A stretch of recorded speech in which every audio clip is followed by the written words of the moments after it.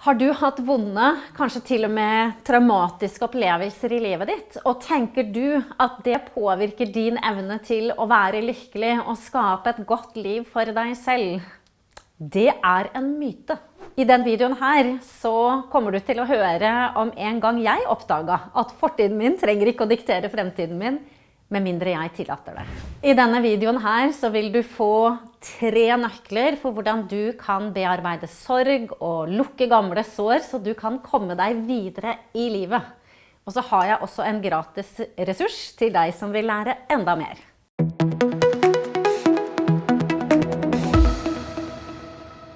Hei, jeg heter Anne Burra Nøyen, og jeg driver Neste Nivå. Og hvis du ønsker inspirasjon og verktøy for å skape drømmelivet ditt, så husk å abonnere på kanalen og klikk på bjellen, så får du varsler når jeg legger ut nye videoer. Da jeg var 5 år gammel, så flyttet jeg sammen med familien min et år. Vi flyttet fra Nittedal, og så flyttet vi til Frankrike. En liten by rett ved grensa til Sveits og Genève. Og så gikk jeg på skole der et år, altså det vil si en slags fransk førskole. Og jeg kan huske at det var ikke et godt år for meg.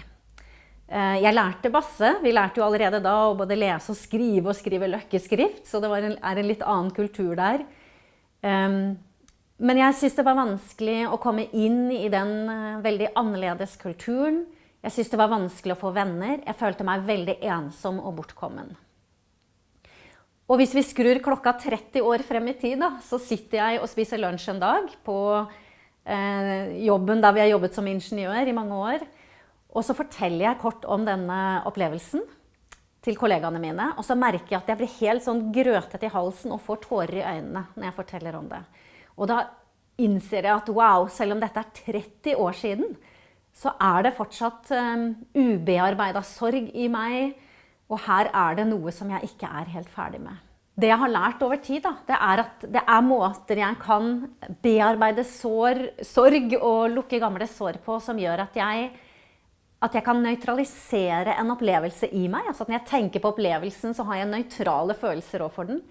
Og til og med er det mulig å komme til et sted hvor når jeg tenker på en opplevelse som tidligere var vond, så kan jeg nå tenke på den med takknemlighet og glede.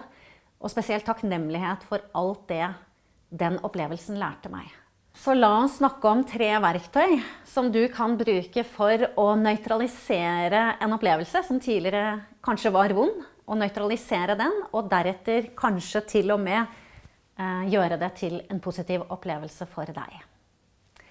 Og det første av disse 3 prinsippene, det er å se det inn i øynene.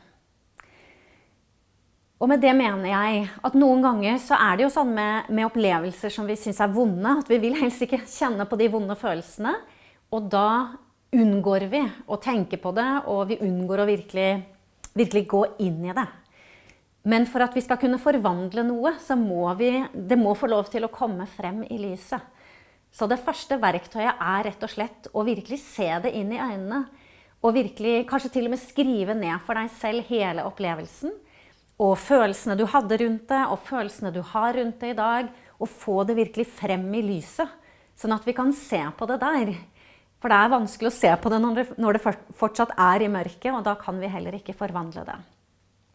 Så se det inn i øynene, og la det få lov til å komme frem i lyset, og skriv det gjerne ned for deg selv. Og det andre verktøyet, det er å vite at du er mer. Du er ikke den opplevelsen. Du er ikke historien din, du er ikke kroppen din, du er ikke pengene på bankkontoen din, eller problemene dine, eller noe som helst. Du er så mye mer enn det. Og ofte så tenker vi at vi er disse opplevelsene vi har hatt, og at vi er definert av de opplevelsene. Men jeg vet om deg at du er så mye mer, og hvis du er villig til å minne deg selv på det, når du har virkelig fått denne opplevelsen frem i lyset, og minne deg selv på at du er mer. Du er ikke den opplevelsen, og den opplevelsen, du kan ha hatt den opplevelsen uten at den opplevelsen har deg. Den trenger ikke å ha deg. Sånn at du ser på det som noe som er separert fra deg selv egentlig. Noe som bare skjedde, noe du hadde. Og så kan vi ta det videre derifra. Og det tredje verktøyet, det er at når du har gått gjennom disse, og dette er kanskje ikke lett, men jeg inviterer deg til å være åpen her, det er å se etter gavene. Så når du virkelig har sett inn i øynene, du har skrevet det ned for deg selv, du har minnet deg selv på at du er mer enn dette, så spør deg selv, ok, hvis det skulle være noen gaver i denne opplevelsen her, noen ting jeg lærte, noen ting jeg har i livet mitt i dag som jeg ikke hadde hatt hvis det ikke hadde vært for den opplevelsen, noen ting jeg vet om meg selv. Hvis det skulle være noen gaver her, hva kunne de gavene være? Stille spørsmål og holde deg åpen for det, at kanskje er det noe her for deg, og at når ideene begynner å komme til deg, så skriv dem ned. Fordi det du begynner å skrive ned, så vil du oppdage at det kommer enda mer og enda mer og enda mer, og plutselig har du kanskje en liste på 50 gaver som du fikk ut av den opplevelsen.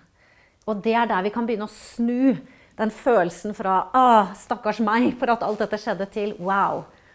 Jeg ønsker ingen å oppleve det samme, men jeg ønsker alle det ga meg.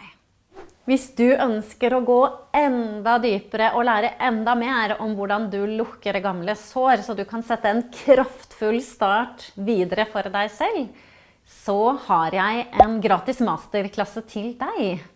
Og i den masterklassen så vil du høre enda mer om mine personlige erfaringer med å overkomme utfordringer gjennom livet, og så vil jeg gi deg mine 3 aller viktigste verktøy for hvordan du håndterer livets aller tøffeste terreng, sånn at du kan stå stødig gjennom alt det livet har å by på. Hvis du har lyst til å se den masterklassen, så klikk på lenken som ligger i beskrivelsen under videoen her. Kunne du tenke deg å prøve ett eller kanskje alle 3 av disse verktøyene, eller kanskje har du allerede prøvd flere av dem? Gi meg gjerne, eller fortell gjerne om det i kommentarfeltet under her, så får jeg også mulighet til å bli litt bedre kjent med deg. Gi meg en tommel opp hvis dette resonerer med deg, og husk å abonnere på kanalen. Og hvis du vil ha enda mer inspirasjon og se flere videoer akkurat nå, så kan du jo se på en av de som dukker opp på siden her. I den videoen her, ok, pause, en gang til. I den videoen